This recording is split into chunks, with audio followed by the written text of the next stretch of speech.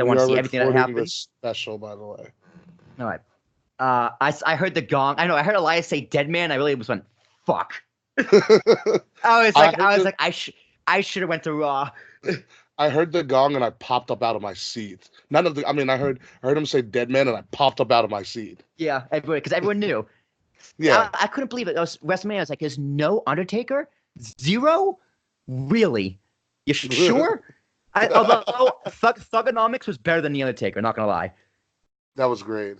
That was fucking amazing. It was a good way to tie it in because you were going to have John Cena and Thugonomics on Raw or Undertaker on Raw. But you had to have John Cena come out for the Undertaker to do his thing on Raw. Mm-hmm. Yeah, that's kind of what it was great. Vince booked a great show. Again, match placement was fantastic. Peaks and valleys, and it worked. And it worked. It was amazing. That was a great WrestleMania. The best WrestleMania I've been to, I think. I had. Well, you had the best seats. I had like the LED pole in my way the entire time. That sucks, dude. So it blocked off the middle. I saw the left corner and the right corner. It blocked off the middle. What'd you think of the stage? I love the stage. Very unclever. Unclever, but it works when you look at the video playback.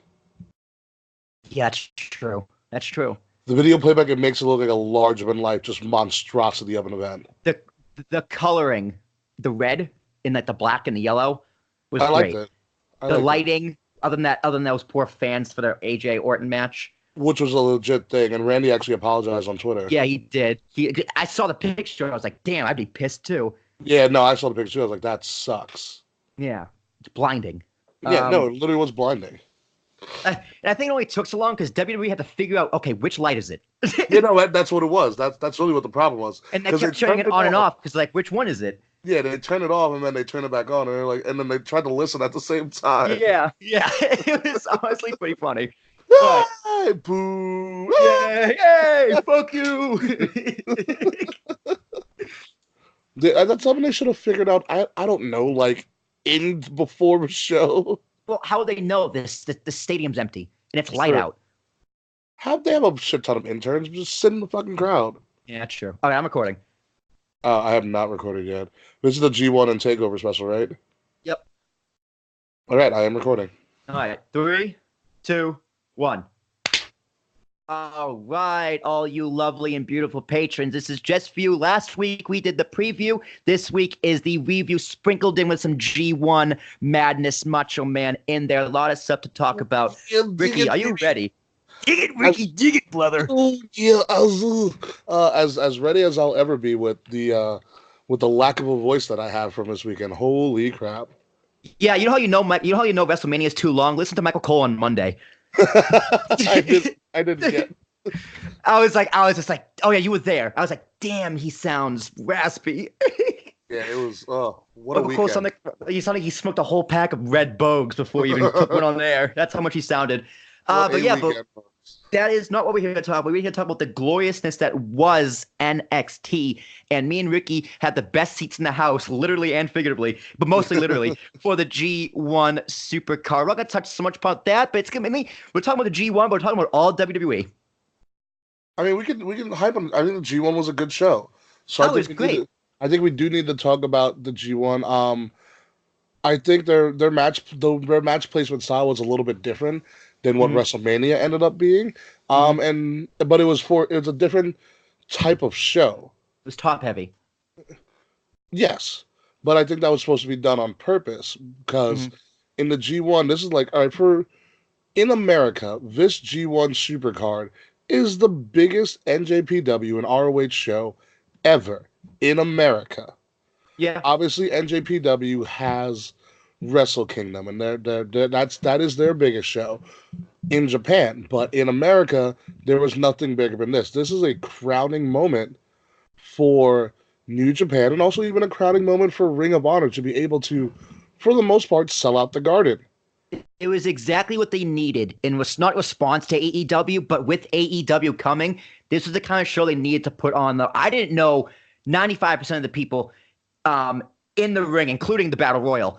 But I was still super entertained. It was a great show. Last year, Rant with Ant and like those guys would bitch and moan about how long the show felt, and that was like 18 hours. Yeah. This show was paced very well. I think it was paced better. It was one after the other, one after the other, one after the other. And some matches dragged on a little bit, specifically that ladder match. Yeah.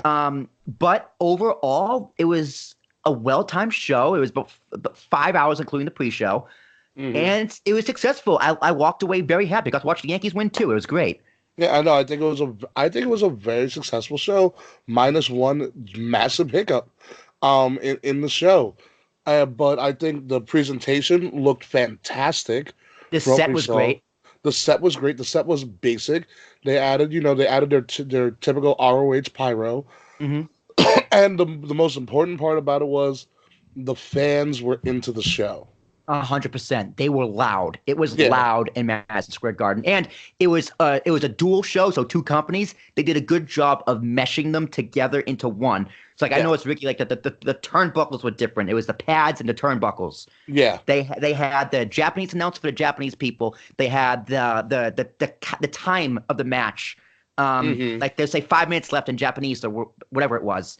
They had the Japanese announcers, the English announcers. Fucking Colt Cabana. Like it was a very unique wrestling. It was a wrestling show I've never been to, like of that magnitude for that kind of blend. It was incredible. It was great. I loved it. It was incredible. It was fun. Like I said, the biggest part about it was everybody in that arena was into the show. Yeah, everyone in that arena knew who they were except for us two. Yeah, except for the most. I mean, we picked up on a good amount. I mean, I watch a little bit more New Japan than you do.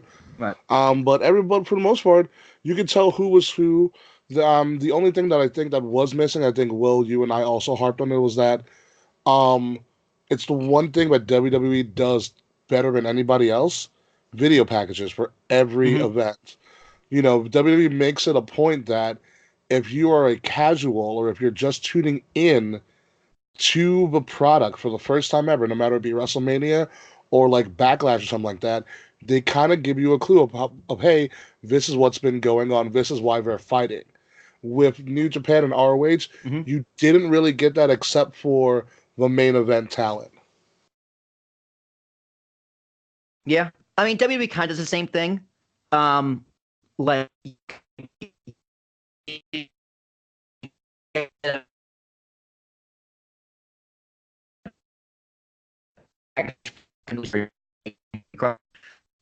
absolutely incredible. But WWE's been doing this for 20 years, man. If you go back to watch 1996 Wrestle Wars, you watch the video packages for in your houses. Shawn Michaels versus Diesel, big best friends, better enemies. In your house.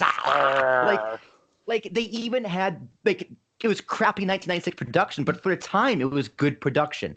And now something WCW never could match. They just didn't do it ever, and when they did, it was terrible. So that's something New Japan definitely lagged, but overall, terrific show. I give it 10. Yeah, no, I think it was a great show. And if you came into that show not knowing anybody and you want to see good wrestling, what you got, you want to be entertained, what you got, I think it would make a casual person be like, you know what? I'm going to check out New Japan and Ring of Honor now. I want to see what they do on a more consistent basis. I want to know who Dalton Castle is and why he's mad at his boys. It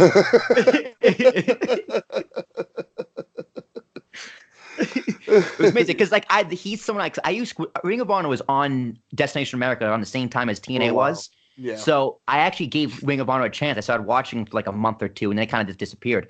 And Dalton Castle was that one guy and Cheeseburger who stuck out to me the most. Cheeseburger. Yeah. So seeing Dalton Castle, I was just like, oh, I know this guy, and his boys are the best. He's one of those guys you always hear about, but to see him in his entrance, it was great. And the boys are fantastic. Yeah, next week he's going to have new boys. It's going to be fine. Hopefully he has new boys. We'll see what happens.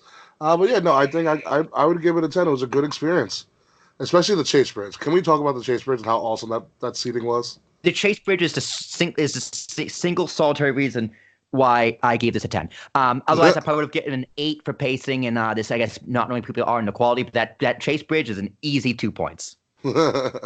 Solid pick up by you, Rickie. I was very doubtful. I'm like, wait, we're sitting on a bridge? What? We're above? How does this even make sense? It is a literal bridge. Like, oh. You know what it was? It was the comfy office chairs we got to sit in. That's true. It's a literal bridge. Single seating section. And on the bridge there are TVs to each side. There are outlets. Number one, positive. There are outlets. And there were also these television screens that you can turn on and watch cable television while watching whatever is going on in the ring. So literally, Will and I are watching the G1, and then to the right where Will's sitting is the Yankee game, and But to on my yes. left, yeah, and to my left with another man and his son, we were all watching the Final Four. So, like, for me, I'm in heaven. I get Oh, it was everything I great. want. I Everything I get could ever want. basketball, Free refills, free refills, which was waffle fries. waffle fries, chicken tenders, which were fantastic, It was delicious. It was like just a great experience. It was a great way to spend a Saturday night. and the Chase Bridge is so like it was a packed house, but on the Chase Bridge it felt like there was no one around but us, which is the Felt great thing about exclusive. it. Yeah, it felt It was just, exclusive. it's just weird because the people behind us, higher up, it was just like behind Yeah. the bridge, like all the way up top. I was like, damn, it must suck to sit there.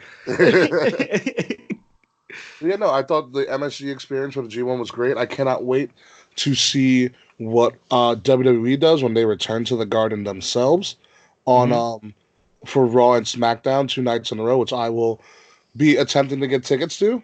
Yeah, it depends what my financial situation is around that point.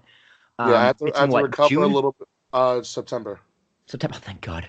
Yeah, Oh, thank God. That's far I'm enough gonna have to away. recover a little bit from my expenditures this week. Yeah, I spent about this is what I wanted to spend, so I was fine. But Ricky, the match I was looking forward to the most on this card was Bully Ray in a street fight, and that got ruined because some asshole had attacked Bret Hart. Yeah.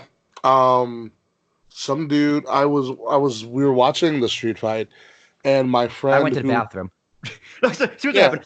I went to the bathroom, and I got back. Ricky's like, "Did you hear what happened?" I'm like, "Yeah, Angelina Love came out. Who cares?" She's like, "No, Bret Hart got attacked." I go, "Good." that was my first word. They told me what actually happened. For some reason I thought Bret Hart was in the crowd. I don't know why. Then he's like, "No, at the Hall of Fame." I'm like, "Oh, that's bad." So you take what happened was my Sam, who works in association with WWE to make sure that the stream doesn't really fuck up while you guys are watching it at any moment in time. He's like an audio. He's like a AV engineer or some shit like that. He texts me and he says, "Are you at the Hall of Fame?" Because Sam knows I'm a big wrestling person.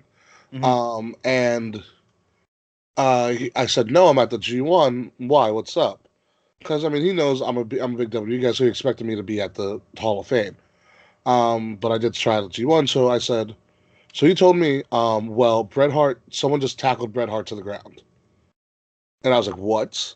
And so then all of a sudden, I'm on Twitter trying to figure out what's going on. Yep. While the matches are still going on in like MSG, and I was like, damn, I'm more invested in what's going on in the Hall of Fame than I am fucking watching Bully Ray in a street fight. I love Bully Ray. And we weren't alone because if you looked around, so was everybody else. Everybody got the word at the same time, and everybody went straight to their phones and stopped focusing on the match, which is a shame. But it just shows you sometimes the power of instantaneous news. Yep. You know, there was videos that leaked, showing this guy jumping the barricade, sliding into the ring, and literally tackling Bret Hart and Natalya. Yeah, and Natalya. And a stupid Rasta hat. And the stupid Rasta hat, and the Rasta hat guy we had seen before. And then you saw not security, not police, they got there a little late. But you saw wrestlers go to the defense of Bret and Natalya. And UFC fighters. Some of the noticeable people that you instantaneously see, you see Travis Brown, you see Davey Boy Smith Jr., you see the entire New Day. Yep. Shane McMahon. Yep, he was the first one in. Shane McMahon was the first one in. You see the Rockstar Spud, Heath Slater, the Revival at a point, Braun Strowman. Braun Strowman was fuming backstage. Ronda Rousey, Edge, and Christian. And they literally dragged this man out of the ring and handed him over to police. And I honestly, when you think about it, nothing could be more stupid than what that guy did. Literally. If there's the last thing I ever want to do is attack a professional wrestler I A mean, legend, a nonetheless. legendary professional One of wrestler. the most respected technical wrestlers and wrestlers in the business. Yeah. The last thing I want to do is attack a person of that stature in a room of other professional wrestlers. Who also, by the way, professional wrestlers, professional athletes. You know who else you know who most professional wrestlers and athletes usually marry? Other Other wrestlers. professional wrestlers and professional athletes. So when you have somebody like Travis Brown, who was a legit badass motherfucker, Mm-hmm. coming to attack you on their off day, Mm-hmm. you've made a bad decision. Yeah, very bad. And he got his ass kicked as he should have. Now, Ricky, what we really want to talk about here is the news picked this up. CBS really like to play the clip of Scott Dawson giving that sucker punch. Yeah, Now, it made local news headlines before even the G1 had finished. yeah, this was dead smack in the middle. Now, should Dawson or Wilder, whichever one it is, which one's Dawson, which one's Dash? The revival number one. I think it's Dash Wilder. Dash Wilder. Should, like, since that's big cable news, do you think that's why he lost the titles? Do you think he's going to lose his job? Like, there's a wrestler code. And Yes. Vince, I think deep down, Vince will understand that. 'Cause that's a very old school thing to do. And you don't know if this guy has a gun, a weapon, anything. He could slip out through security. You don't know who this guy is. So the number one concern is get this guy out and get Bret Hart.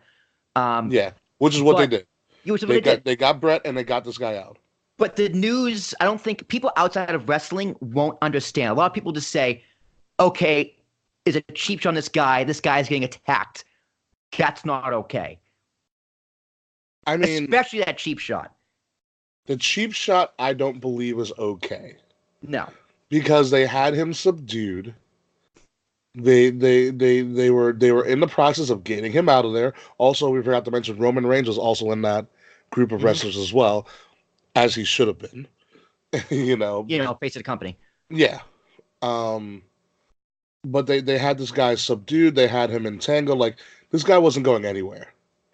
Big E was leading this guy out. Big E's a former U.S. power lifter. Like, if Big E wants to move you, you can move it. Yeah. like, there's no ifs, ands, or buts about it. But there is a code. There's a code like that, not only in wrestling, but in every other professional athlete locker room. Mm-hmm. There's a code. It's an unwritten rule. It's a very unwritten rule. There's a code like that in fraternities as well. I could hate one of my frat. Your own. Yeah, you protect your own. I could hate one of my frat brothers. I could hate one of the people I played football with, and I did. But if someone from outside of my team decided to attack that person, I'm gonna throw hands for him. Yeah. Know, like when people shit on Dave. Only I get to shit on Dave like that. Yeah. Or what is it? Remember when people started attacking Giacobbe? Yeah. Same thing. You protect your own. Like you don't mess with our person. And that's kind of a thing. But there's a flip side now. It's unfortunately made national news headlines, and it creates a very, very. The problem is he got caught on camera. Like what he did would be fine if it didn't get caught. I don't think anyone would have cared, but he got caught. It's not that it didn't get caught on camera. Well, I mean, everything got caught on camera, but it didn't. The good part about it is it wasn't like in the UFC where when fiascos like this happen, they keep the cameras rolling. Yeah. In WWE, they cut every feed. Cut the feed. It was gone. You had no idea what's happening on the network. The only way any news outlet found out is that they were scrolling through Twitter. Yep. Someone put the video up, and these news outlets who aren't stupid said, "Hey, we're so and so from CBS New York. We would like to use your footage as part of a news and give you credit. Would you do it?" And any Joe Schmo would be like, "Absolutely." Yep, do it. And that's what happened. Free press. That's exactly what happens. Yeah. And don't even blame the press, but I haven't seen much coverage on this. I haven't watched, but I very much hope the press isn't like trying to bury WWE for this or, bury Revival for this. Like, I hope they don't twist it because this is just a crazy, insane situation that if you really look at it from the right angle, was done correctly. Yeah, they did what they did, and I mean, you had wrestlers say, "Don't even think." Once they got that guy out of there, Rockstar Spud, Drake Maverick, said, "Don't even acknowledge what happened. Let's continue on with the show." Natty said, "Let's continue on with the show." Bret Hart like a true like G, continued on like nothing had happened, and that's what you're supposed to do. Mm-hmm. And I think this one it's the worst inductee they could have done it to because Bret Hart Yeah, wasn't there for Bret Hart. He was there for Anvil. He was there for Natty. He was there yeah, for someone respecting the business, and it was just like it's sad. I'm very upset. Like it's very disheartening it's because it's they it's disrespectful. It's the biggest sign of disrespect you can give. yeah, it's very disheartening, especially when you think about it. The Hall of Fame wasn't open to the public for years. Hmm. It was a special that you watch later. The first two or three were just behind closed doors.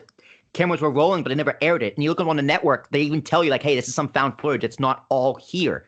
And then Yeah, 2004 was the first one that kind of did it in a hall, and fans were allowed, but it was kind of like a sit down dinner. yeah, Go back and watch them, by the way. They're terrific. Bobby the Brain Heenan is still the greatest of all time. mm, And then eventually it moved up to the arenas. yeah. It was a very interesting choice to do it in the ring. And I was just like, this is weird. But Rickie even mentioned they get one last chance to walk down the aisle and get in the ring. They walk around, they get in the ring, and they talk to their peers who are in the people in the front row of that arena are all wrestlers. Mm-hmm. You know, and it's a nice scene compared to Hall of Fames in the past, where it's like everything's cleared out and you have that one giant stage, which is cool and all. But I think this one is a little bit more symbolic, and it's a shame Means a little that more. yeah, and it's a shame that that setup might be ruined now. Yeah, what's going to happen with the Hall of Fame next year? Who knows? It's really, we say it in the arena. It's just a question of how mad is Vince McMahon. Yeah.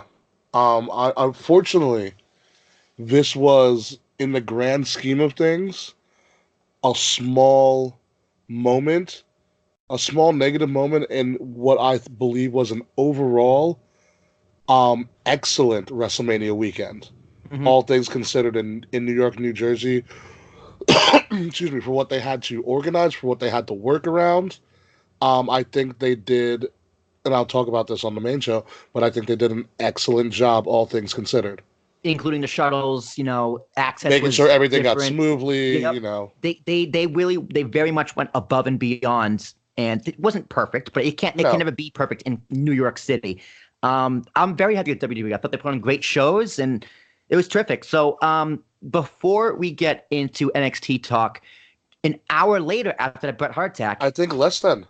less than not even, we had another attack that everyone was talking about. Enzo and Cass Yeah, showed up they after the tag team match. it was They a came four-way up. tag team for the Ring of Honor and the Mhm. IWGP Tag Team Championships. Winner take all. Yep. And after the pin, Ricky goes, "Oh my God, they're still fighting." I look over and go, "That looks like Enzo." Yeah, And so then you what kind happened? of see, "Holy shit, that's fucking Enzo." I'm like, "Who's that other day?" Like, that's Big Cass. Cass. Yeah, it was weird because if you watch the playback, we don't show it. Mm-mm. We don't show the fight. What happened was in that match, Gorillas of Destiny won. Bullet Club members, Gorillas of Destiny won. They're playing their music. They're playing the Gorillas of Destiny music, and this fight is going on in the corner. Mm-hmm. Enzo and Cass attack the Briscoes, which, by the way, another tag team that you don't want to attack ever. If you've Yeah. ever seen the Briscoes The at all, Bayou Usos.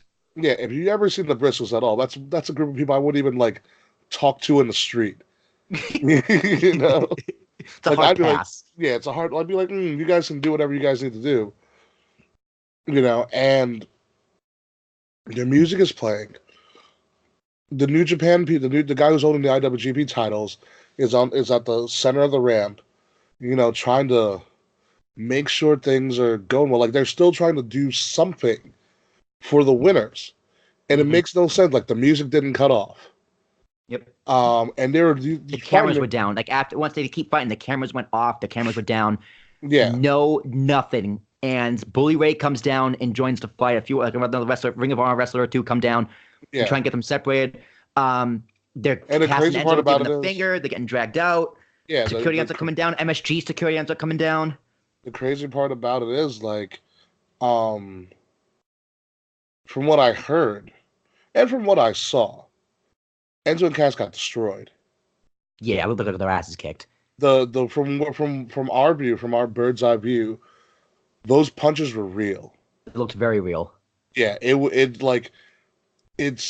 got to the point where it was uncomfortable because like you just, It went on so long too. it went on really long and nothing was being done about it.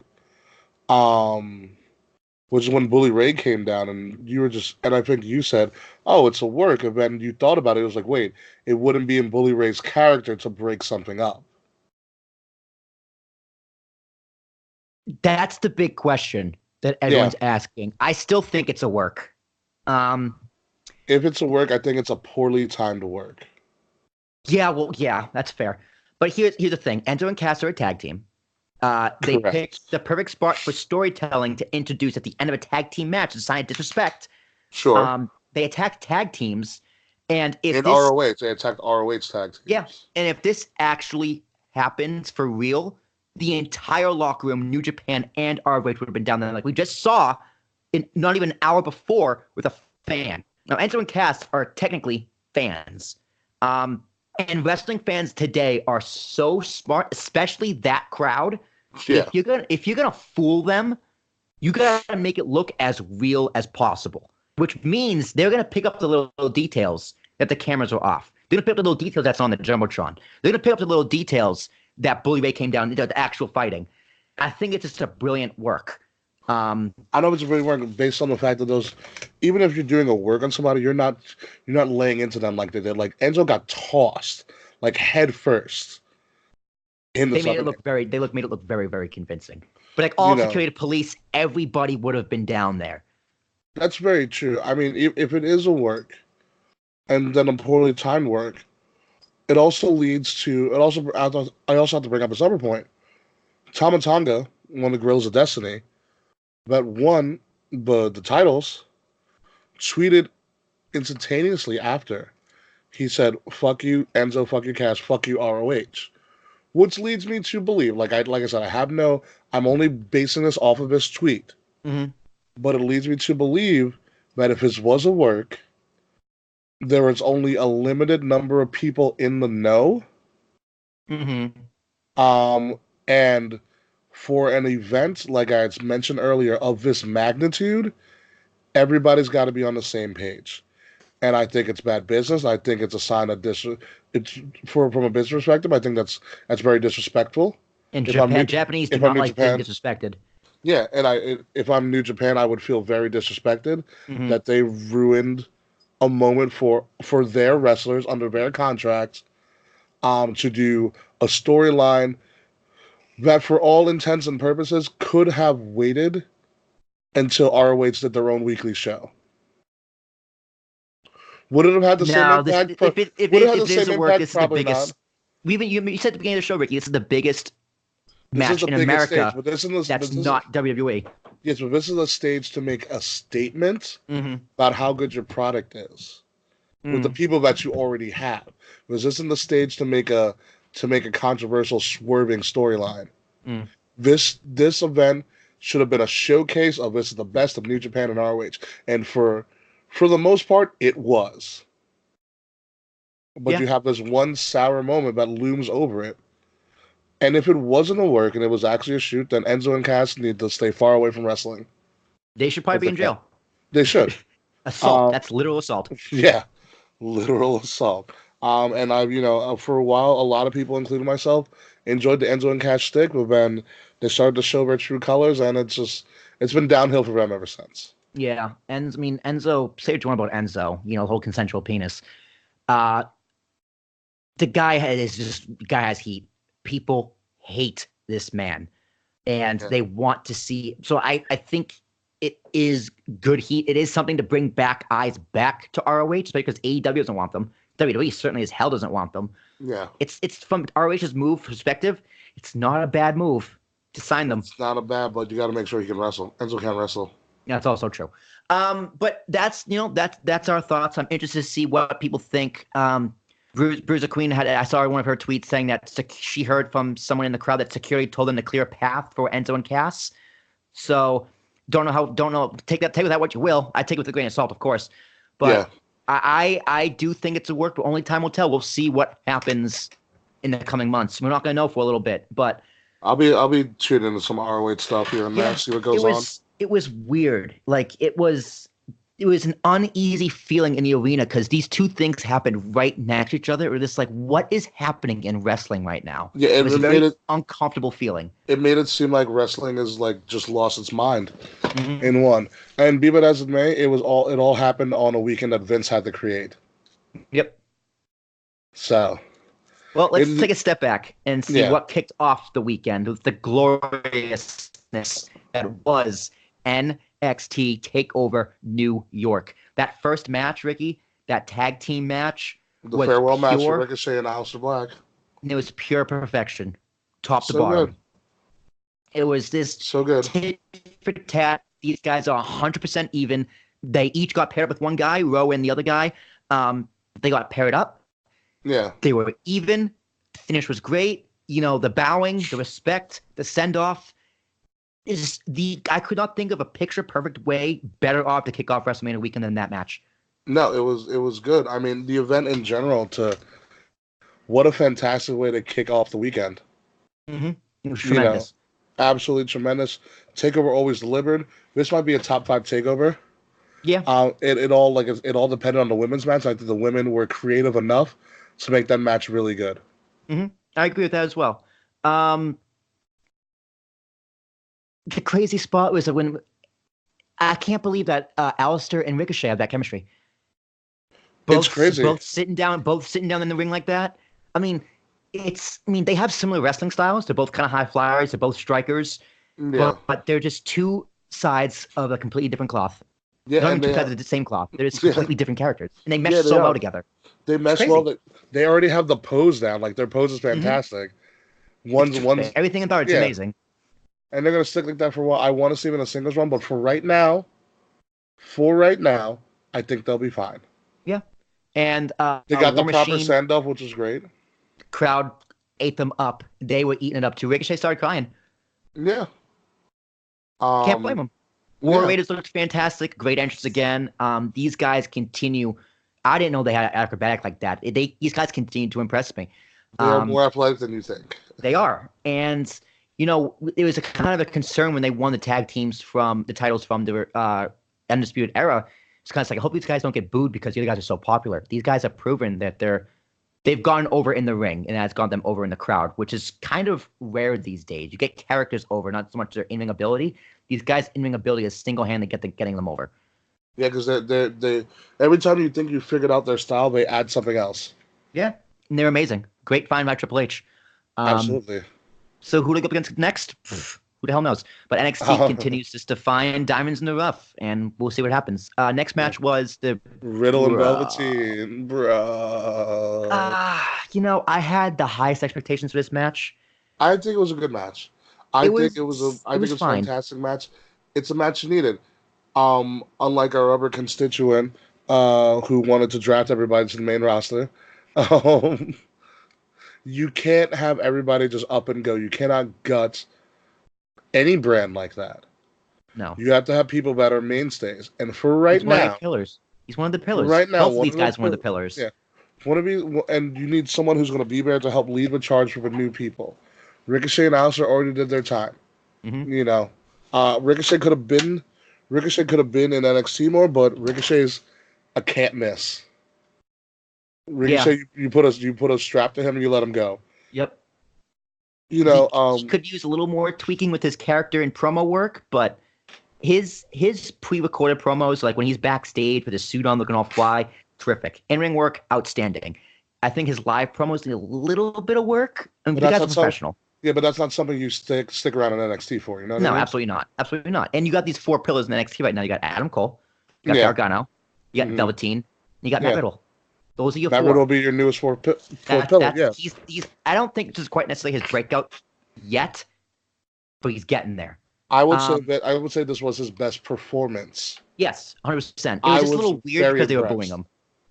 That's because that just showed you how over Velveteen is as a character. You know, it's hard. I mean, you're in a Brooklyn crowd, you're in a New York crowd. It's hard to impress us. We've seen a lot of shit. Mm-hmm. That's true. We've seen it all. You know, and being a bro in New York isn't what we really go for to begin with. But it's Brooklyn, though. It's where all the bros live. It's where the hipsters don't always Fucking yuppies. grow. But Velveteen is entertaining. If we can be entertained, we're gonna enjoy you. And Velveteen has proven to be an entertainer. Mm-hmm. And that's what Velveteen did. He came out as a purple Statue of Liberty, which was amazing. It was great. Me and Nate couldn't really tell what else. What the hell is he doing? He had like a chariot. Yeah, you got carried down by the boys. Men, yeah, You got carried down by the boys. But I mean, it was great. The match was fine. Yeah, it was a solid match.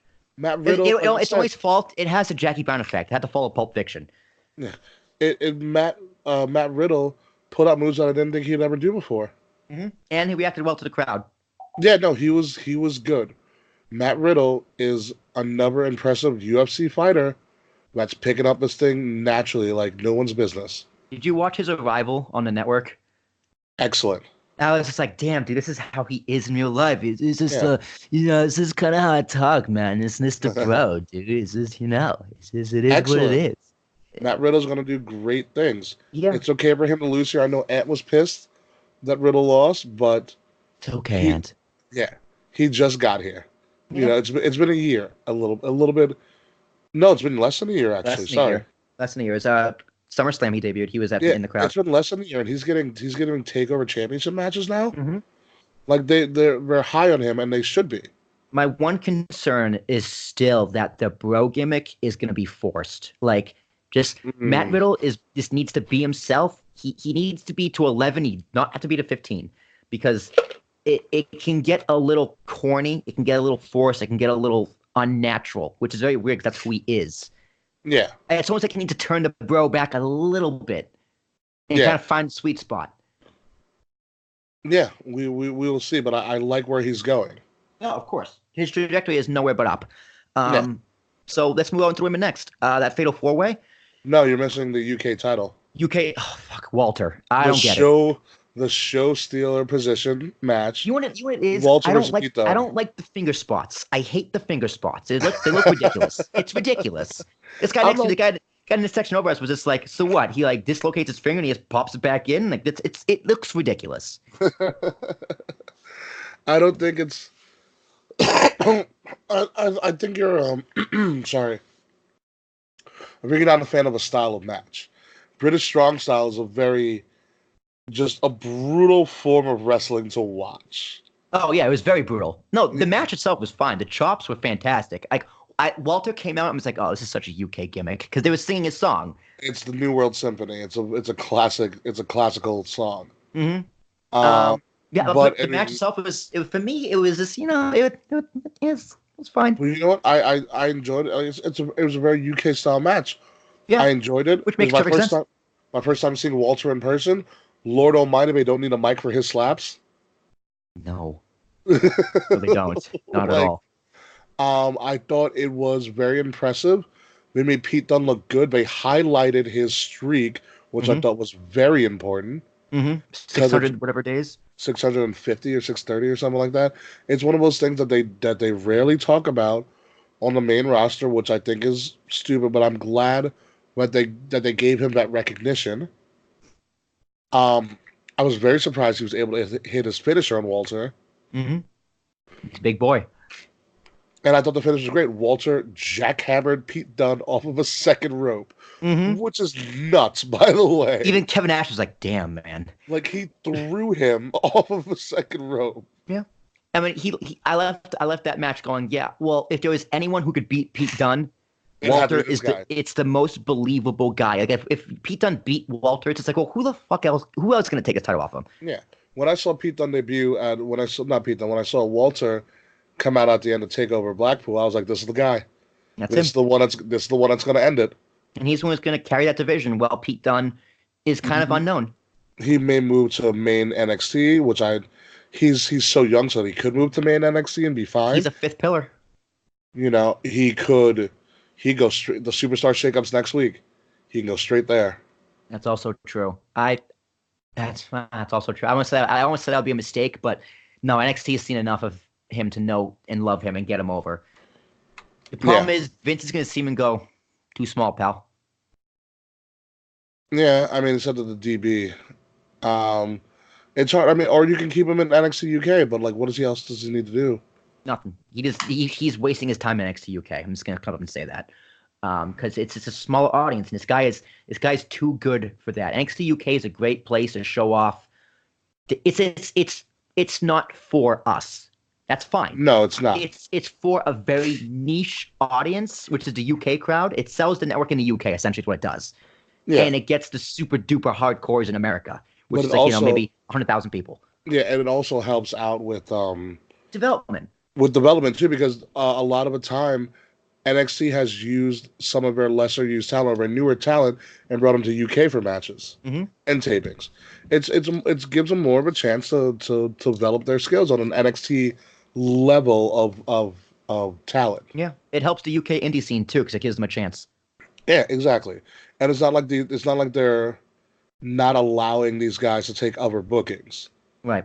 A lot of the NXT UK guys, and also now a lot of the NXT guys, are taking bookings. Kyle O'Reilly just got announced for Strong Style Evolved for Progress in the UK. So it's interesting what they're doing with the NXT contracts, but I think it's also the smartest thing Triple H has ever done. Treat them like indie stars, which they are. Treat them like indie stars, but then send them to different promotions and be like, "Tell me what you think of so and so. What do you think of so and so? You wrestle him. How do you do? How do you do? Exactly. You don't Austin Theory. How is he? Yeah. Darby Allin. How is he? How is he? Exactly. You don't need to send your William Regals or your Robbie Brooksides or any of your coaches like that, because one, they're getting kind of old and you probably need them in the PC. So what do? You send your experienced talent. Be like, how is he? Your scouts. How did he perform? If you watch Game of Thrones, Ricky, I know you don't, but you're not going to get this, but essentially Triple H is Varys, and there's little birds that going out getting all the information. Okay, that makes sense. But it's a smart thing, because you get back to the Indies, but you also take from them at the same time. Yeah. Well, it's a push and pull relationship. Yeah. Overall, it's better for wrestling because he's helping out the indie. He wants to do a NXT, I think Japan maybe. Oh yeah, it's local globalization. Right. So he's creating more territories essentially. He's rebringing the territories back, but they're all on fucking wrestling. It's just a giant wave in and out. But they're all going to be under the NXT brand. Yeah, which is under WWE brand. It's fucking brilliant, is what it is. It's brilliant, but it also like they're separate, but they're together. It's separate weird. But equal. It's not separate but equal. Nice try, Jay. Oh. But there's going to be a separation, but they're going to be together, and it gives WWE the opportunity to spread out to more companies, where there could be legitimately bigger specials and maybe even WrestleMania style events, not WrestleMania event, but WrestleMania style events in those countries. Yeah, you might not get a WrestleMania England, but you'll get an NXT England and make it in a stadium. Yeah, or a takeover or something like that. Yeah. Yeah, like even like a smaller soccer stadium or a smaller cricket field or whatever. It'll work. It would work 100%. Just give it a few years. Let's bump over to the women now. The Fatal 4-Way, a lot better than I thought it would be. Kairi Sane and Io Shirai stole the show. I think they might be the tag team Paige is going to announce next week.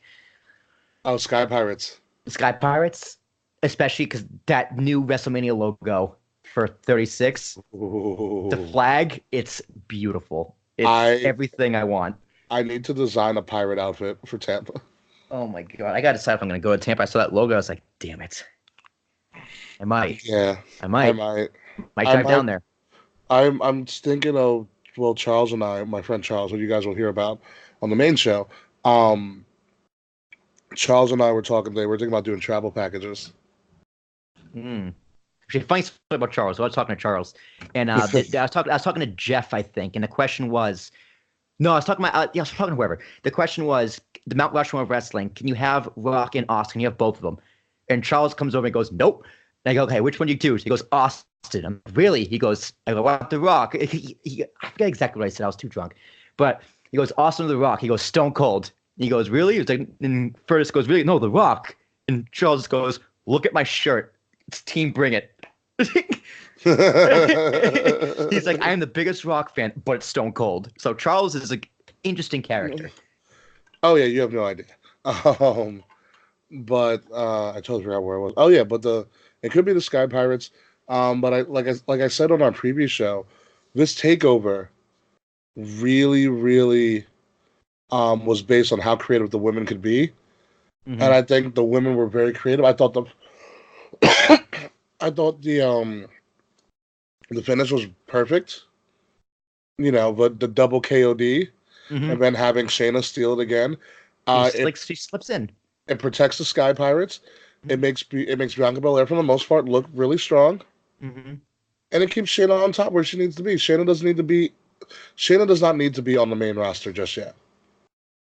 She's ready, but She's the problem ready, but is the other two aren't. Jess Van Duke and Marina Shafir are not ready just yet. They're not ready for like a year. They're getting better, but I think, but that's fine. You can delay it a year. It's fine. They're not wrestlers. It's totally fine. Like they had a match at Access, which is the things they need to be doing. Get them in front of a crowd, get them work, get them experience. Exactly. And so that's what you need to let them do and work these things, and they'll get better. They're former UFC athletes. Like, they'll get better.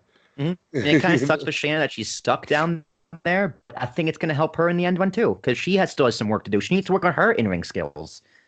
Well, her in-ring skills are very UFC. Yeah, but her matches are just boring. That's the problem. To you, they're boring. Yeah, well, it's also in comparison to all the other matches that NXT puts on. That's kind of unfair of me to say, but I love Shayna's character. I love that she's champion. Yeah, that's also true. Which is fine. Right. They need a female Brock. Do you enjoy Brock matches? I don't always enjoy them. It depends who he's up against. Yeah, but it's Shayna's like a Brock. You know what you're gonna get out of her. You know she's probably gonna win and dominate. Yeah. But you pay to see the one day that someone actually beats her. Like Ember Moon. Exactly. Main event. Wow. Holy shit. I didn't think anything would top this main event, and then Mania happened. I still don't think anything. Okay, yeah. Top tier talent topped it. Yeah. Also, just honorable mention, Naito and what was it? Was it Tanahashi? Kushida? No, not Kushida. Kushida was in the crowd. No, it was Naito and in the G1. I want to say it was Naito and Tanahashi. It was Naito and Tanahashi. The one that came on before Okada and Jay White. Oh, the ladder match? Not the ladder match. The singles match. For the IC belt? Yes. Oh. Oh, they put on it. It was not Tanahashi. It was Naito and Ibushi. Yeah. Oh, yeah. Ibushi won it. Yes, Ibushi won. They put on an excellent match. It was the match. It was the match of the night in G1. 100%. 100%. So I do want to acknowledge them because they put on an amazing match with each other. Main event had too many finishers. Yeah, I don't respect the clothesline as a finisher. Sorry. That's fair.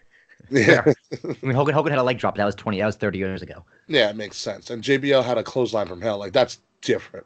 That's a clothesline. Like JBL put some emphasis on that clothesline. I'm not just gonna pull somebody in and clothesline them.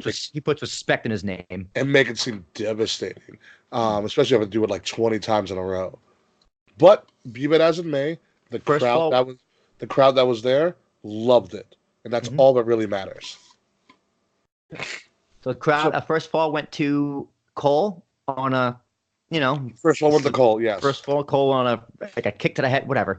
Second fall went to Nitro. Gargano with a quick tap, which was a great heel work because, tap real quick, save your energy. Oh, yep. You had a fall to give. That third fall, though. Wow.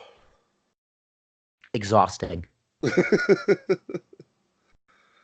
Here's the crazy thing about that match and everything leading into it. Gargano was getting boos. He came out to boos. Gargano came out to boos. The crowd was pro Adam Cole all the way. Baby. That crowd was booing the absolute living snot out of Johnny. And it wasn't until that third fall that Johnny won him over. Every single person, myself included. I wanted Adam Cole to win. I thought he was the better call. End of that match, I was like, well, fuck. Well, you know what it was? Nate, before this match started, Nate turns to me and goes, whoever wins this match is the first NXT Triple Crown Triple Crown, the first one. Yeah. And I was just like, damn, it's got to be Gargano. That's when I knew it's going to be Gargano. Yeah, and so many near falls, so much shenanigans that went on. It was great. It was all believable though. Yeah. Because when Undisputed got involved, it's like, okay, he's gonna kick out. That's why he's gonna lose. But then when Adam Cole was just Adam Cole in the ring by himself, the kick back of the head. That's it. It was super kick, which turned him around, then kicked him in the back of the head, which brought him to his knees. Mm-hmm. Like it looked. You know what it reminded me of? A classic like medieval execution. Mm-hmm. Like it was just one shot after another, and Gargano played it perfectly. As I kick, turn around, kick the back head, get on my knees. One final shot. I was calling him in the crowd too. I was like, kick to the head, kick to the back of the head, kill shot, or whatever. And I was like, count it, ref. And then he kicked out, and I was like, how? You went to secret to Johnny Gargano's selling is? It's his hair. His hair is always nappy. Like, his hair gets so messy, and the way his eyes, he has big eyes, and his eyes tell the whole story. And his hair he can droop his eyes really well. And his hair being all nappy makes it so much better because it's just like, damn, this guy has gone through a war. Yeah. And then he got the was it the tap? It was a tap. Was it a tap? Yeah, because he got him, rolled him to the center of the ring, and then he tapped. Yes. And at that point, the crowd exploded, and Johnny won him over. Unbelievable. And that's how absolutely unbelievable. And that's good storytelling.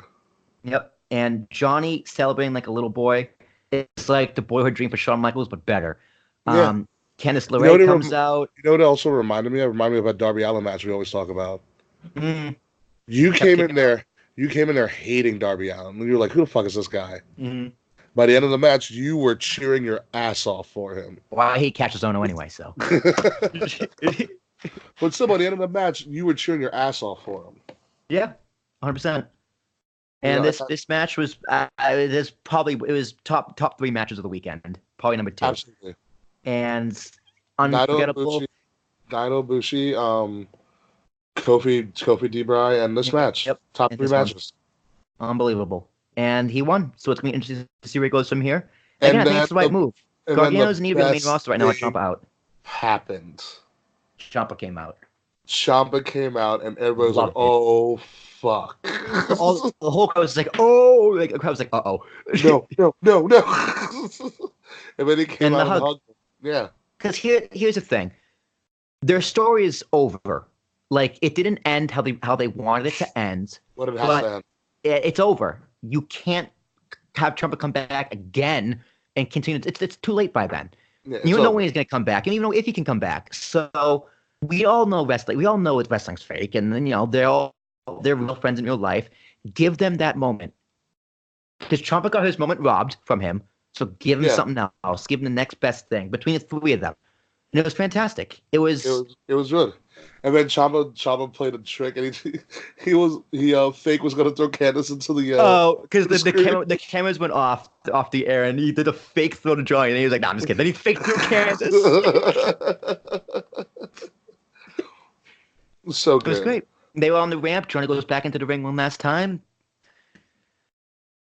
It's just like it was just one of those moments you feel the emotion. You feel the moment. You feel exactly what Johnny Wrestling is feeling. And you feel the pride. You feel the happiness. And as a fan, that's why we watch wrestling. That's all you really want. All right, Rickie, so let's crown NXT. It's gonna be so hard. You want to crown the G1 too? I gave G1 10 because of the Sky Bridge. I'm going to give a G1 a 9. I think the end zone casting tarnishes the event. It's fair. Work or no work, it's still a tarnish on what should be a showcase event. All right, NXT. It's so hard. All those matches stuck out to me except for the women's. But overall, if there's any way that you're going to leave New York, seeing it's been there 4 or 5 years now, I think it's a great way to end. 9-5. 9-5. I'm giving it a 10. You know, I'm just see how you're going to score Mania. Yeah, I am too. It's different because you're there. Like, it's just different. being there gives it extra brownie points. Like if I was watching this at home, I probably would have given it an 8.59. But since I was there in that real emotion I felt from Johnny Gargano, it has to be a 10. Wrestling makes you feel. Makes you feel. Fuck you, Bischoff. All right, patrons, thank you so much for tuning in. Thanks, guys. Full hour NXT G1. Tell us what you think. Hashtag Wade Cares. Hashtag Mr. Frets. Hashtag Kate Murphy. Thank you guys. We'll be back for the real show, the main show. This was the pre-show. You stay classy. Fuck you, Fuck you, Slack. All right, let me save this.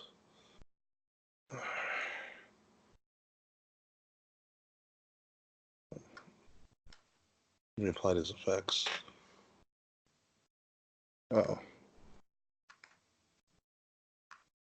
Also, let me stop recording.